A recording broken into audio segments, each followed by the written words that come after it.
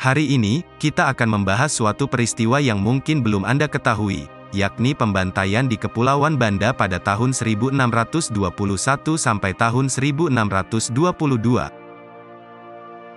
Pada awal abad ke-17, Kepulauan Banda di Indonesia adalah sumber rempah-rempah yang sangat berharga, terutama pala dan cengkeh. Rempah-rempah ini sangat diminati oleh bangsa-bangsa Eropa, seperti Belanda dan Portugis, karena mereka dianggap emas putih pada masa itu.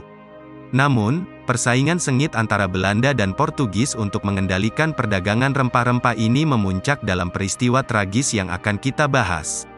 Pembantaian di Kepulauan Banda adalah salah satu babak gelap dalam sejarah kolonialisme di Indonesia, yang memiliki dampak yang kuat pada masyarakat setempat dan perdagangan dunia pada saat itu. Di abad ke-17, Kepulauan Banda adalah tempat impian bagi banyak bangsa Eropa. Ini adalah tempat di mana rempah-rempah seperti pala dan cengkeh tumbuh melimpah. Rempah-rempah ini memiliki nilai yang sangat tinggi pada masanya, hampir sebanding dengan emas. Namun, ini juga adalah tempat yang diperebutkan.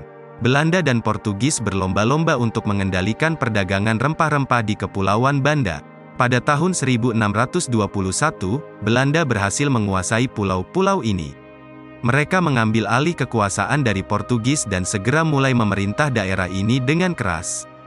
Di bawah komando Gubernur Jan Pieter Zoon Coowen, Belanda menetapkan monopoli ketat atas produksi rempah-rempah. Mereka memerintahkan penggalian tanah untuk membangun benteng-benteng pertahanan dan memaksa penduduk setempat untuk bekerja di bawah kondisi yang sangat keras. Setelah Belanda berhasil menguasai Kepulauan Banda, kehidupan bagi penduduk setempat, yang disebut orang Banda, menjadi semakin pahit. Mereka dipaksa bekerja tanpa henti untuk memenuhi kuota rempah-rempah yang ditentukan oleh penguasa Belanda. Kondisi ini sangat berat dan penuh penindasan.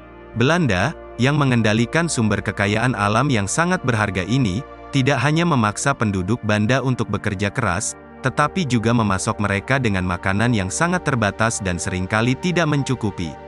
Mereka hidup dalam ketakutan dan penderitaan, dipaksa untuk mengejar keuntungan bagi pihak asing. Pada tahun 1622, situasi di Kepulauan Banda mencapai titik puncaknya. Rasa ketidakpuasan dan kebencian terhadap penjajahan Belanda telah mencapai tingkat yang tak tertahankan. Orang Banda akhirnya memutuskan untuk menentukan nasib mereka sendiri dengan mengangkat senjata melawan penjajah yang kejam. Pertempuran sengit pun terjadi di pulau ini. Orang Banda dengan tekad kuat memulai serangan terhadap pasukan Belanda, yang pada awalnya terkejut oleh kemarahan dan semangat juang penduduk setempat. Dalam pertempuran ini, banyak korban jatuh di kedua belah pihak. Ini adalah momen penting dalam sejarah Kepulauan Banda yang akan dikenang selamanya.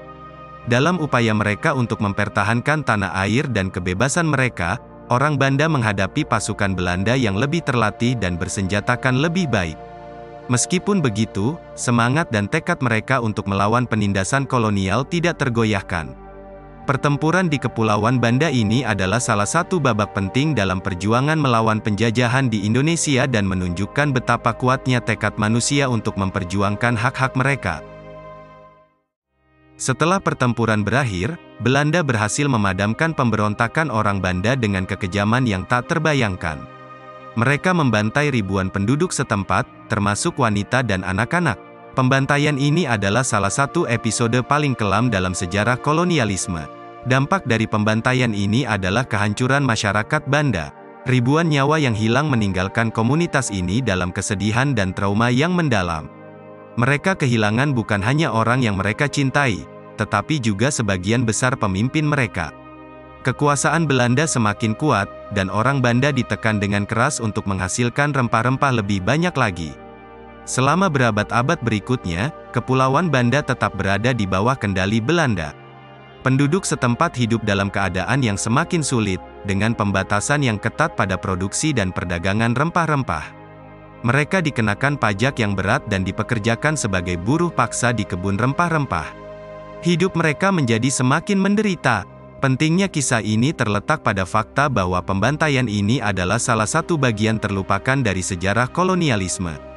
Banyak orang mungkin belum pernah mendengarnya, tetapi itu adalah bagian yang tak terpisahkan dari narasi yang lebih luas tentang ekspansi Eropa di dunia. Terakhir, Pada tahun 2020, pemerintah Indonesia mengajukan usulan kepada UNESCO untuk memasukkan Kepulauan Banda ke dalam daftar situs warisan dunia. Langkah ini bertujuan untuk melestarikan warisan sejarah dan budaya Kepulauan Banda serta menghormati ingatan para korban. Itu dia kisah sejarah yang terlupakan tentang pembantaian di Kepulauan Banda. Jangan lupa untuk subscribe, like, dan tinggalkan komentar jika Anda menikmati video ini.